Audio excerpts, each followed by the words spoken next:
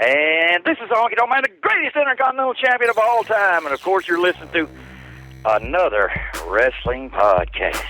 Unbelievable. It's time for another wrestling podcast. The measuring stick just changed around here, buddy. You're looking at the best there is, the best there was, and the best there ever will be. They think they got the answers. I change the question. The cream of the crop. Nobody does it better. These are the best in the world, brother. These are the best at what they do. When we talk about the legends of the sport, there's only two in my book. Another wrestling podcast. Another wrestling podcast. Now can you dig that, sucker?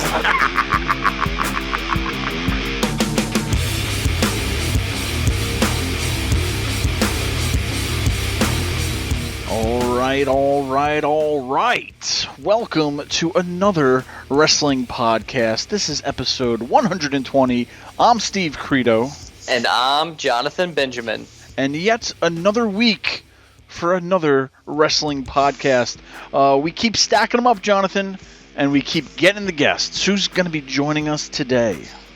Well, you may know her as Lady Blossom, but we know her as Jeanie Clarke. She is coming on the show today to talk to us about her new book, Through the Shattered Glass. This is a can't-miss interview, and we're so excited that you joined us today. So thanks for stopping by, and let's get right into it today, Steve. Definitely. Another big week. There's always a big week in wrestling. So it's the week that was. Let's try to get to some of the main talking points, if you will, of what's happening out there, especially in the land of WWE. The cream of the crop always rises to the top, so we'll stick with that, if we will. Jonathan, the Stone Cold Steve Austin podcast had Dean Ambrose, the WWE heavyweight champion of the world, on after Raw this week. Did you see it?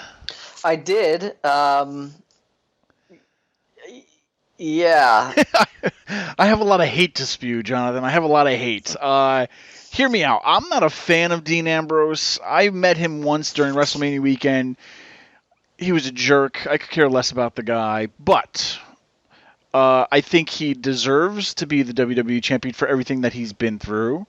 I think he has a good character. But I don't think he's ever going to have the WWE Championship again for a very long time after this interview. Jonathan, to be the WWE Champion comes with a lot of bells and whistles. You're technically the face of the company. They're putting you on TV. They're sending you all around. Everywhere you go, people know that you are the head, of the WWE, if you will. You're the champion. Steve Austin interviewed him, and it has to have been the worst interview I've ever seen, whether it be a podcast, an interview on TV, anything. Jonathan, in wrestling, 50% of what you do is talking. Even Dean Ambrose said he could talk all day, but what happened? It was like a train wreck. Like, I don't know. He just stumbled. He couldn't just spit it out. I don't know. Yeah, I don't know if there's pressure. It's okay. To me, it feels like the whole classic Money in the Bank situation. The very first Money in the Bank is like what everybody holds everything else against. So, of course, everybody's going to try to outdo each other. You had Vince McMahon. You've had Triple H on there. You've had some amazing talents. And obviously, podcasting isn't as easy as it looks. And I don't know how much they prep people before they go in. So maybe Dean's just one of those people that isn't great on the fly. I mean, he seems like a pretty good talker, judging by just, past promos and stuff when he was Jon Moxley. But I don't know. I did expect a little bit more, but as I said, I understand that sometimes, it's just the way the podcasts go. I would like to see it a little more loose. Maybe if both of them had a few brewskis before the podcast, maybe that would have brought them, brought some more talking out. But yeah, it was surprising to me. I thought that Dean would have been a little more open about what's going on. And I remember I listened to him. I believe it was on Colt Cabana's podcast, and he had no problem. It was fine. Like, I have no idea, man. I really tried my best to get to the very end of it, and it's like the little engine that could. I think I can. And I was like, man, wow. It was just, I don't know. Like, Steve Austin kept throwing him softballs, and he just kept not wanting to hit them. I don't know. Maybe he just wasn't feeling it that night. I have no idea. To where, he tried talking about his past, his dad, and all this other stuff, and he was just trying to skirt around a lot of stuff. And man, I don't know. For somebody who cuts promos for a living and somebody who's the WWE World Heavyweight Champion, you think he would have this down, down pat, talking. I don't know. It was. I don't think I'll ever watch that again. I don't even want to watch that again. And I'll tell you what, just in my point of view, after seeing that, if Vince was watching that, I'm sorry, how do you not say, like, okay, he's done this champion. I cannot have him as champion anymore. Like, I'm not going to strip him the next night, but, come SummerSlam, I'm giving it to Dolph Ziggler or something like that. I mean, I don't know. To be the face of the company, I feel like you have to just be I don't know, more camera-friendly, more interview-friendly. Just something to where you don't, I don't know. I don't even know how to classify him. And that's the thing to where I don't like Dean Ambrose, but even if I loved him, I would still probably say the same amount of stuff that I am right now, to where it was just the worst. It was probably the worst thing of the week I saw in the land of wrestling. So, yeah, I think that Dean I don't know. Maybe he had a bad day. That it always happens. Even like on Ride Along, it seemed like him and Reigns had more like chemistry than this.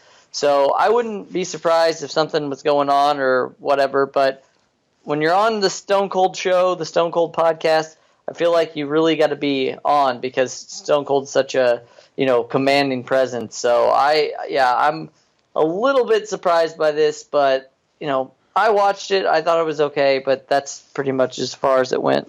Definitely. But it was interesting just to see. I figured we were going to get a lot more out of him, but we didn't. But that's what happens. Jonathan, another surprise ending to a career. The Ryback, is officially gone from WWE, and they'd even wish him his best in his future endeavors. It was just that he's gone. What do you think about this? I even hear he might even be showing up to some local shows coming up. Are you excited to see the Ryback on the Indies? Or actually, I'm sorry, his name on the Indies is going to be the Big Guy. Are you excited to see the Big Guy? You know what? Ryan Reeves, a.k.a. Skip Sheffield, a.k.a. Ryback, has always been just kind of Ryback to me. You know what I mean? Like, I think that he's good. I think that he is what he is. I don't necessarily think that in the landscape of the WWE, it's going to be that big of a loss for either party. I think that obviously he spoke his mind about what he thought, and the WWE top talent didn't really think that that was appropriate. And so now, he's kind of on his own. But, it ends up working out for a lot of these guys. They leave the WWE, they leave TNA, they leave Ring of Honor, whatever. They head out on the Indies, and they make quite a career out of that. So, like Adam Rose recently was, left the WWE, and it seems like he's doing great. So I wish Ryback nothing but the best of luck. I think that it'll be great. But, I think it'll be cool to see him around here locally, at least, anyway. Yeah, I mean, I guess, what he did when he left, I think he was looking for more money. I think he's also said that, considering that it's a predetermined show, like, it's not an actual match to where, he's not really winning. These guys aren't really winning. He was saying that they should be paid equal. And how if you're the champion, you get paid a lot more money than if you're not the champion.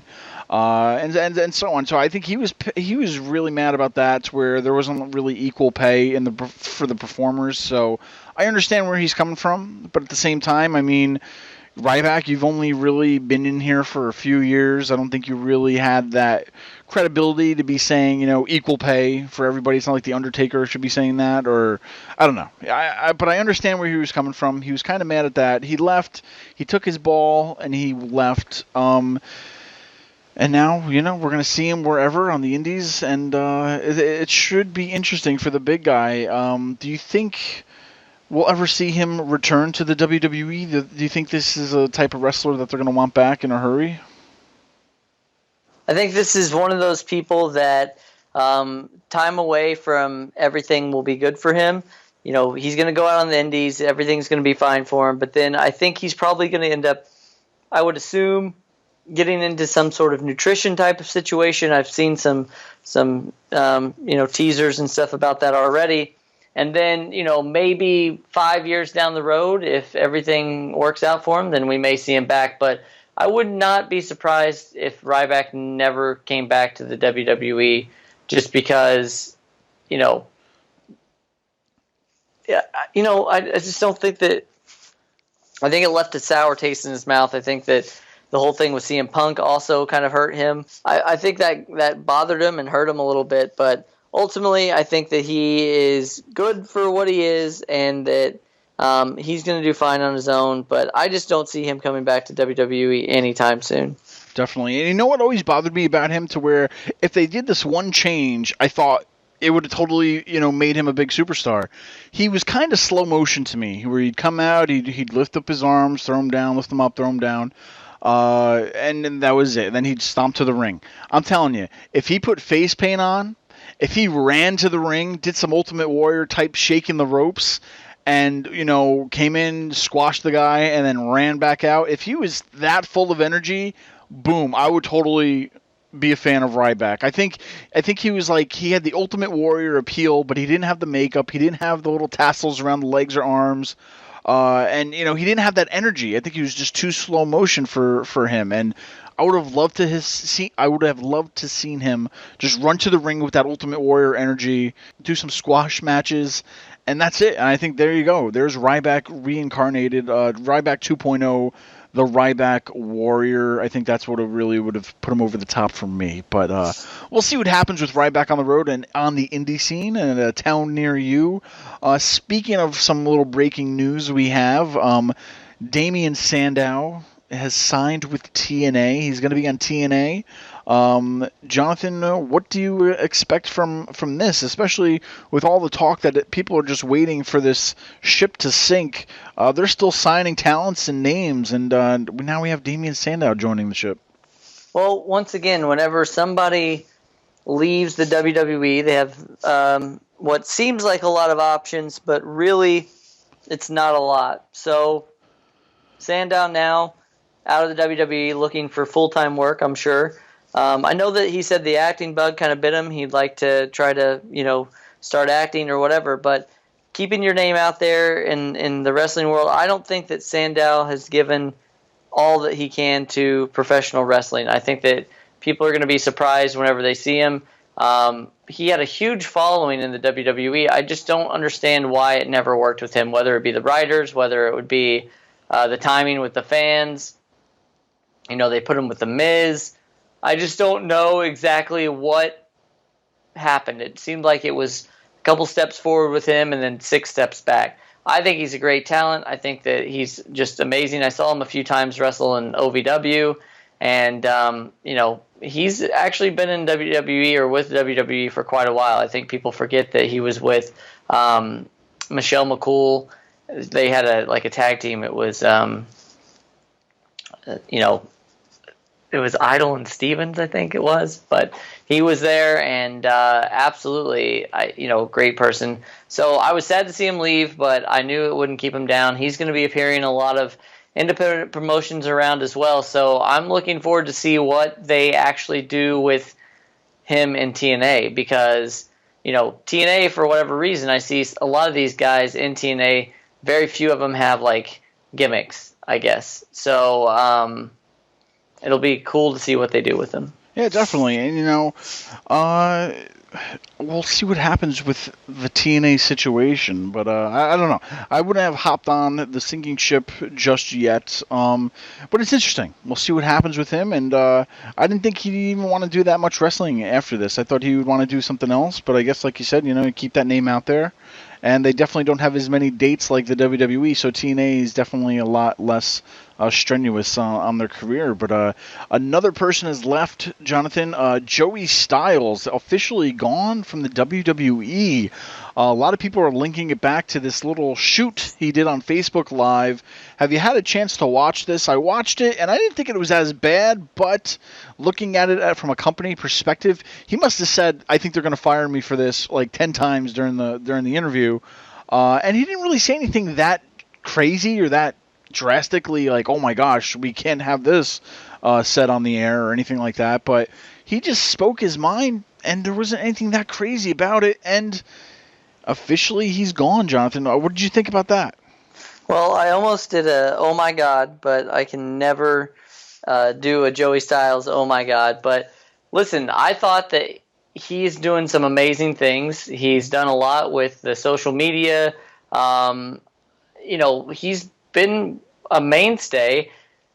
And I'm sure if you ask him too, like he probably feels that he, like the fairy tale probably ended a long time ago. Like he never knew that he was going to be involved after ECW, like WWE kind of swallowed everything up. So he could have just as easily not been a part of that. But he's been with WWE for a long time. I think he's made some great accomplishments.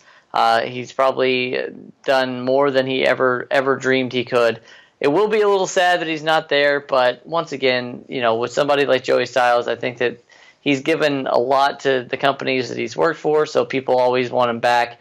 I would assume that we're going to get him around at some Northeast Indies, if you will. But yeah, it's good that he's going to be fine. I mean, obviously, that's the important thing is you never want to see any of these people, not land on their feet. But I think he's got a unique skill set. He's probably could do voiceover work. He could do announcing for probably just about anything.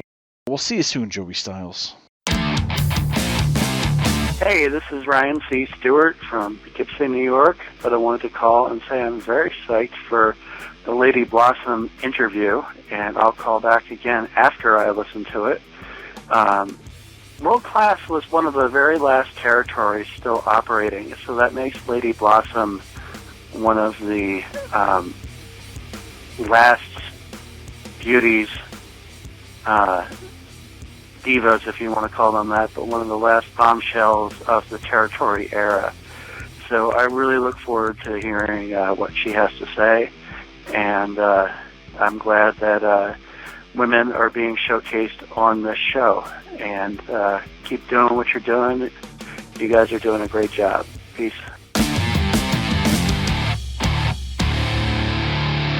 Joining us right now is an author, and I would say a very historic figure in the world of professional wrestling. You can check out her new book, Through the Shattered Glass. It is on Amazon right now. And ladies and gentlemen, without further ado, please welcome Jeanie Clarke. Thank you so much for joining us today. How are you doing? I'm doing really good, and I just want to say thank you for having me. Of course. I'm and just getting back to England from Charlotte, where I had a great 4 days with the NWA Fan Fest, which was my first time back to the States in 15 years. Oh, wow. So it was just awesome. Great. You have a brand new book out entitled Through the Shattered Glass. What can you tell us about this project and why you decided to write it now? Well, the reason I wrote it in the last year or so was because I was very ill for 17 years as an addict, and it was a therapeutic process for me, which I learned to write things down when I was in rehab and carried on writing after I came out of rehab. And I got so much notes on things that have happened in my life that I thought it would make a great book. And I didn't actually expect anybody to read it. I think I wrote it for myself and my children. And then I just thought, if anybody was interested what happened to me, because I was just gone off the scene, that it could be an inspirational book in a way, because I'm one of the few people that actually have gone through so much with addiction, and I'm here to tell the story. So, yeah, I just thought it was a really cool project let people know where I'm at, what I'm doing, and make amends with my daughters as well for, been through so much, and I wanted them to know how I came out of the addiction. So that book will sort of be there for years and years, and it was a really true and accurate account of everything that happened in my life, and I'm just really proud of it. We mentioned Amazon, but for people that are listening right now, is that the best place for them to go to find your book? Yeah, Amazon.com or Amazon.co.uk. Although, if they would like a signed copy directly from me, they can contact me via Facebook, and I'll be happy to mail one out to them as well. Awesome. Now, you mentioned that, you wrote a lot about addiction and some of your struggles in this book. As you were starting to go through this writing process, did you kind of find it difficult to go back and revisit the past, or was it therapeutic for you to be able to kind of get all this out in the open? I think both, because my original draft of the book, I didn't go into some of the struggles that I had that were things that I'd actually never told anybody, not a soul, for all that time. And one of my co-writers was sort of pushing me to be brave.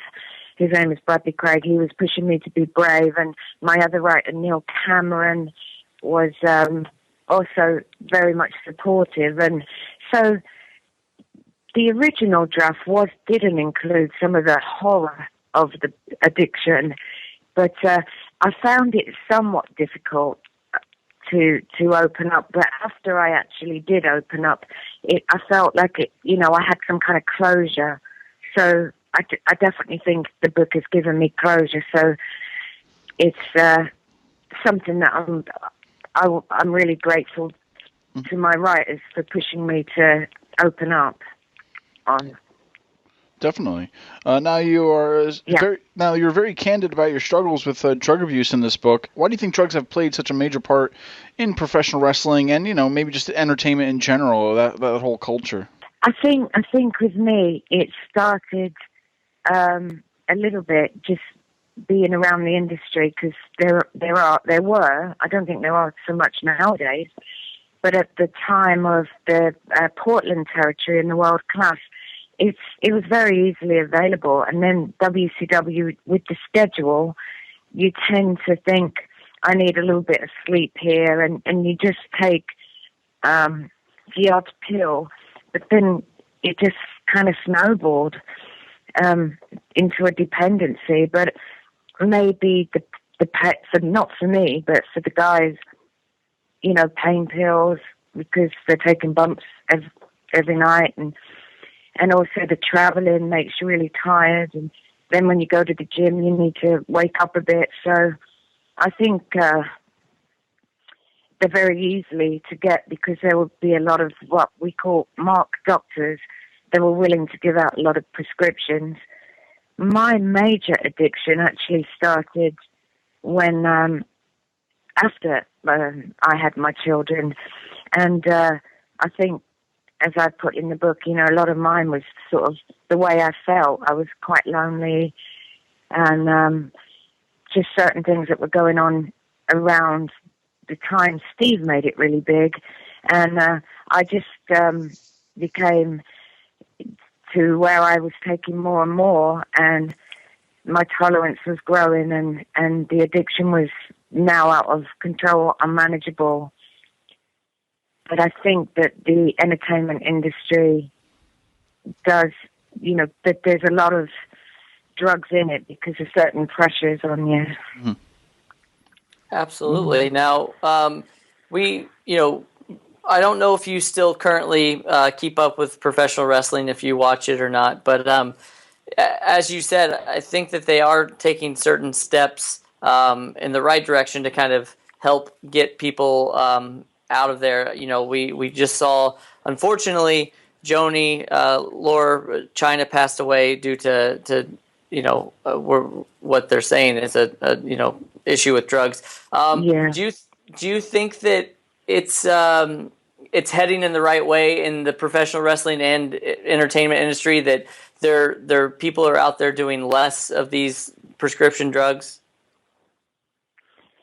I haven't actually kept up with all the show recently, but I do understand the WWE wellness policy is obviously working, because I think if you go back to the 80s, and I'm not sure of this, 80s, 90s, there were a lot more wrestlers that died to drugs than nowadays. I don't think you really hit up, I mean, Joanie, yeah, but I don't think it's as bad. I think the wellness policy is working really well. Now, at what point did you decide that you wanted to get clean, Jeanie? How did you go about doing that?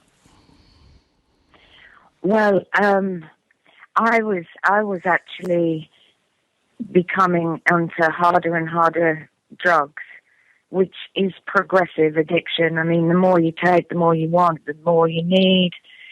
You double the doses. And what happened with me is it was Christmas time, which is a time, obviously, I really enjoyed with my daughters, and I was extremely unwell. And I think the day that I hit what they call rock bottom, where you just think, so, I'm dying, I can't go on, was the Christmas day 3 years ago. And I'd lost a lot of weight that year, and I kept getting a reflection of myself in the mirror, and I just looked awful. And I became to where I couldn't do my housework, I couldn't do simple things like shopping, and everything was becoming a struggle. Just living was becoming, my bills wasn't getting paid, and I was isolating, so I knew that Christmas I was ruining almost for my kids, because I couldn't join in and I couldn't have fun because I was so ill. And I actually went in to my daughter's bedroom and I told them, I need help. And they called a rehab. But I think every addict has to hit that point where they know that they can't go on anymore with life. I mean, it's just too difficult. Even taking a shower was difficult. Just walking to the bathroom to take a shower, I got that bad. And I knew that I would end up either in jail, I would end up in a hospital of some kind, or I would die. So I just hit that point where I would do anything to get help. And my daughters, as much as I feel really ashamed what I put them through, I think that was the beginning of the end. And they called the rehab, and I've actually never taken anything since. So for 3 years I've been clean now. Well, that is first of all, congratulations on that. That's an amazing feat. Now, that you've kind of gotten one book done, have you given any thought to maybe writing any more? I possibly would maybe write another book, but it's a completely different subject, and I'll talk about that another time. But yes, I find writing is something I really enjoy, and it's certain issues that I feel passionate about. That drug addiction, I feel a lot of passion for to talk about, and I think that writing is so therapeutic. It's a way of releasing all the feelings and putting them on paper. Sometimes when you write things down, things don't twirl around your head so much, and you get it down and you can shut the book and say, you've moved on from it. Mm-hmm. All right. Now, if we could take a step back a little bit too, and how you eventually ended up becoming Lady Blossom. Where did you grow up, and do you remember maybe the first time you actually saw professional wrestling, or got just from watching it? Yeah, I used to have a friend when I was a teenager her and I would go to a lot of rock concerts together during the 70s with people like Queen and David Bowie, and in the punk rock era in the UK. But we would always get together and go to these concerts, and I would go to her house, and I would see wrestling or hear wrestling on the TV in the UK, where it was extremely popular on a Saturday afternoon. My friend's dad used to be watching it, and he actually got sick and gave my friend and I tickets. I'd never really been a fan of wrestling prior to that. I was only like 19. And the very first show that I went to, I met Chris Adams. So we started dating and basically came into the business by sort of a fluke, just that my friend's dad gave us tickets because he was ill and he couldn't go.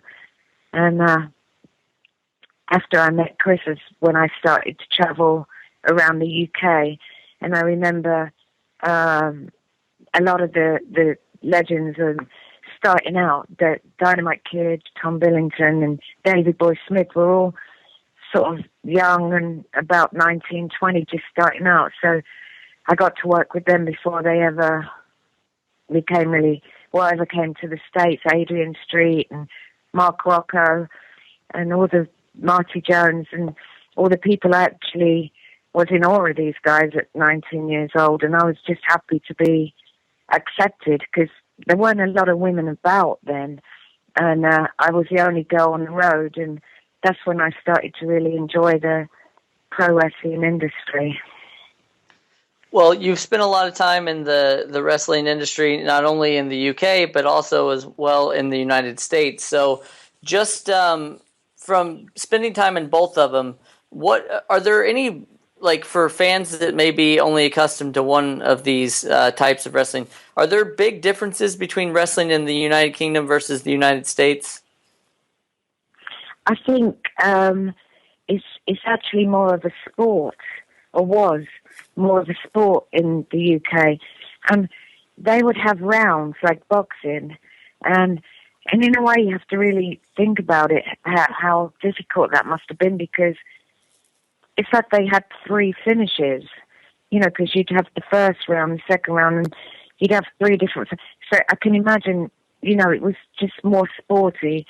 The interviews and stuff like that, they didn't do those, and the soap opera kind of storylines, they didn't have. It was just like a sport, just not actually like in the US. But I really enjoyed it in the US too. So. But there were the differences, more sporty in the UK. When you first got introduced to wrestling, did you have any favorites at that time? Any of the wrestlers, or any favorites that stood out? Yeah, I mean, I had a bit of a crush on Mark Rocco, so he was my favorite at the time. But I actually just appreciated, how well these guys wrestled. And when I came over to the US, I was like, the first wrestler I actually met was Hulk Hogan. And the reason I met him was because Chris and I had just got to Los Angeles, and he worked for the LaBelles, and they were filming the Rocky movie at the time we first got to the States. And we got to be a guest of Terry. So, you're seeing a lot of differences in the size of the guys as well. And, when I was there, it's like at 19, 20 years old, and got to be on the set of the Rocky movie when Hulk was on there. Mm-hmm. You can imagine I was just ecstatic. It was amazing experience. A kid my age just came from England, and it's like, wow, that's the first experience I get. So I was just like in awe of it all. Yeah. Well, we know that you've gotten to work with a lot of, some people consider the greatest professional wrestlers of all time. What can you tell us about your time with Gentleman Chris Adams? You moved from the UK to the United States around 1990. You came to Dallas, Texas, which at that time was a hotbed for professional wrestling. What were some of maybe your most memorable moments at the Sportatorium down there? The fans would be a huge one, because they were like die-hard fans, and they were so cool. They gave that building so much electricity, that Sportatorium building was like none other. It had a smell to it. It had an atmosphere, and I think the fans there were just so awesome. And I watched this documentary where Kevin Von Erich went back and they were pulling the building down, and I was like, oh my God, that should be a, I don't know what you call it, but kept forever as some place that people could go, because it just seems like that place should never have been pulled down. It was a historical kind of building, you know. I mean, if I ever went back to Dallas, that would be somewhere I have to go and see the Sportatorium. But it was amazing, that place. It really was. It was electric in that building. It just had a special atmosphere. Well, it goes without saying that you've spent a lot of time with some of the amazing talents in professional wrestling.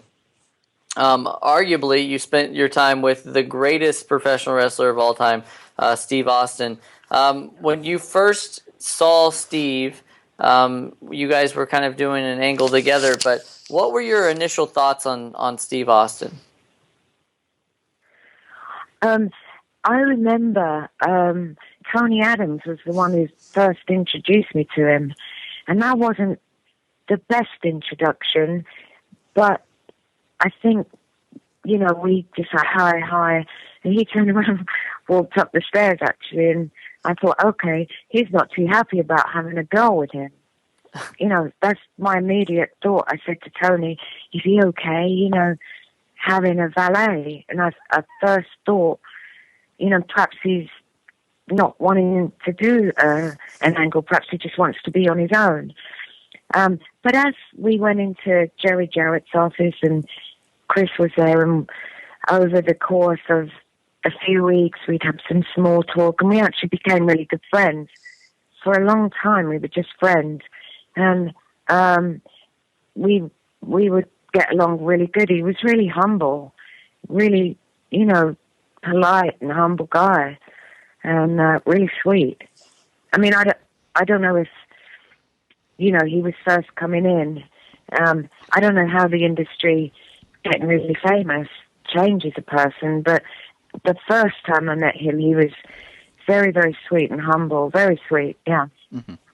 Now, we're sure you get asked this all the time, but could you maybe tell us the story about how you helped create Stone Cold's name and helped with the Austin 316 phrase?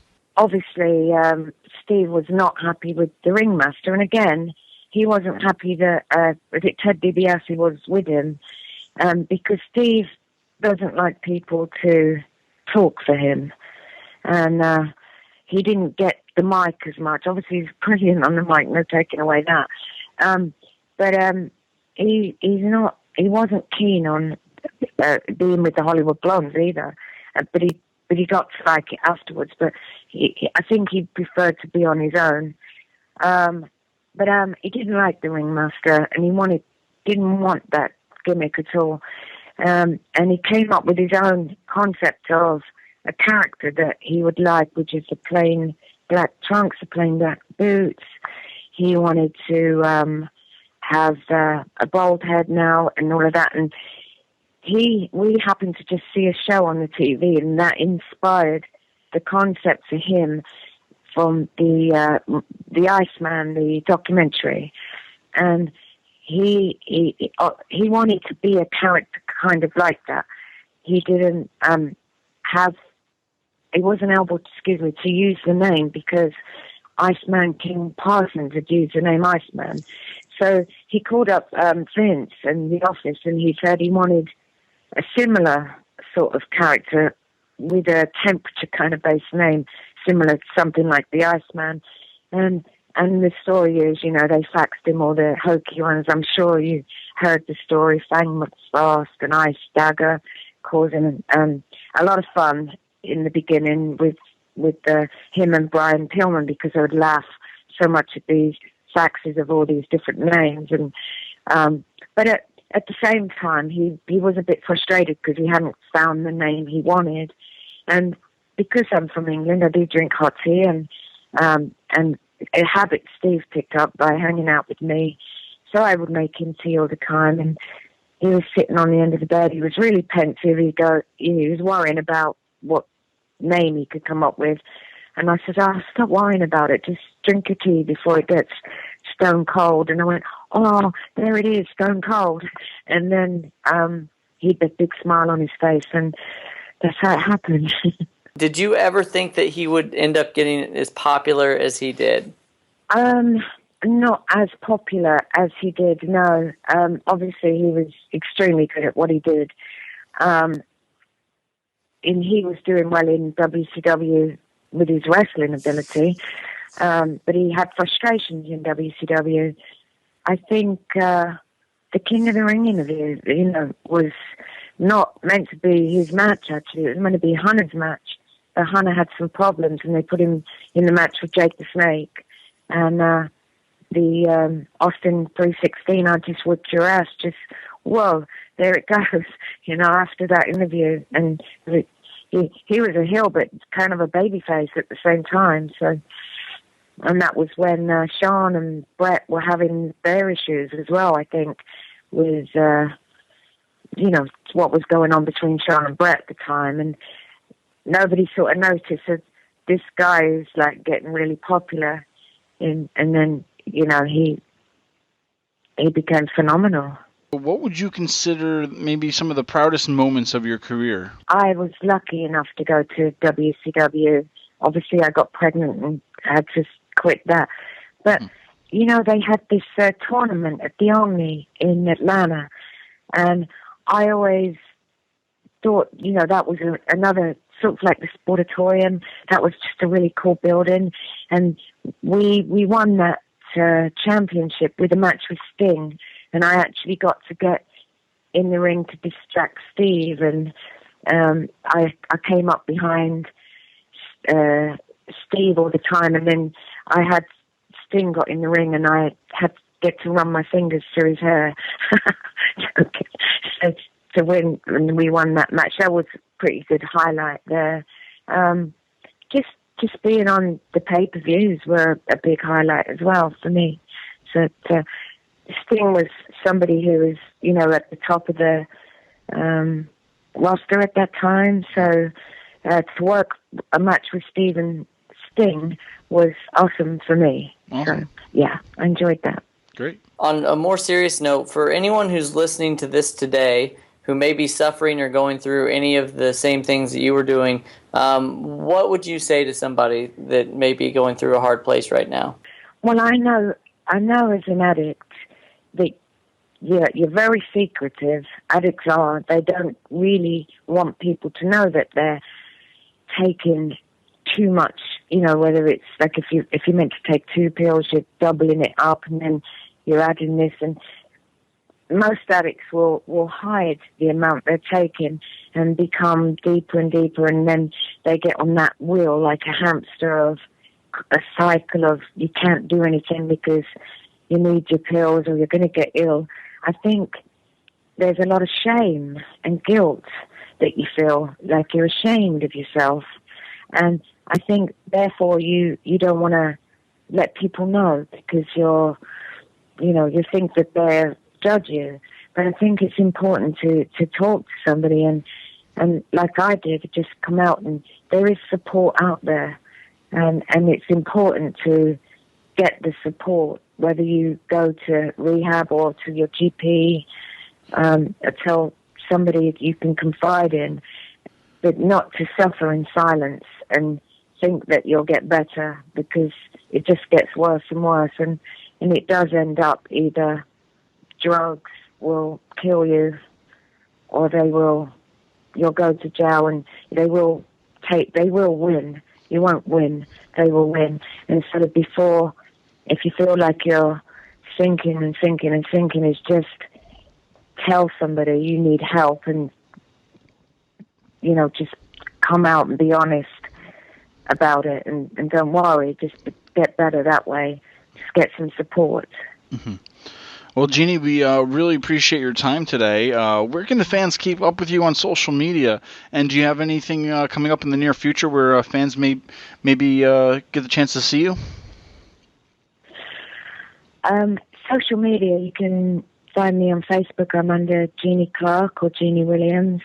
I'm going to be coming back to some conventions. I'm negotiating now, and when I find out where they're at, I'll definitely be posting it on Facebook. All right, great. Well, we thank you so much for your time, and we wish you nothing but the best. Thank you, sir. Have a good day, and I'm honored to have been on your show. Today's show is brought to you by... Have you ever dreamed of being a professional wrestler? Then the Platinum Fitness Professional Wrestling School is the school you want. Located in Danbury, Connecticut, and led by Randy Sean Lockwood, a pro wrestler with over 15 years experience. Randy brings his passion for wrestling, as well as his vast knowledge to the school, with many guest trainers to enhance your knowledge, skill, and performance. If you're looking to make your dreams a reality inside the squared circle, then the Platinum Fitness Professional Wrestling School is your best choice. Call 203-628-7757 or visit PlatinumFitnessCT.com for more information.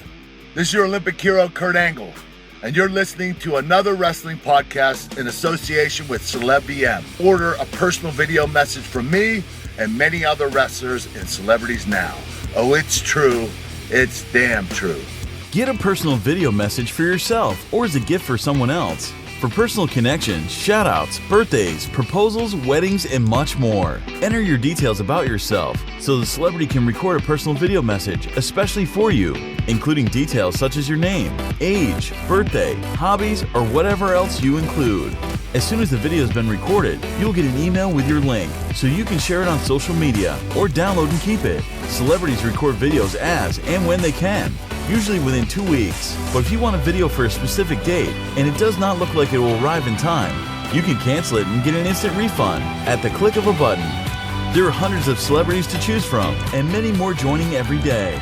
Search by category or genre, buy a gift voucher, get updates and offers, and encourage your favorite celebrities to join so they can connect with fans in a fun and unique way.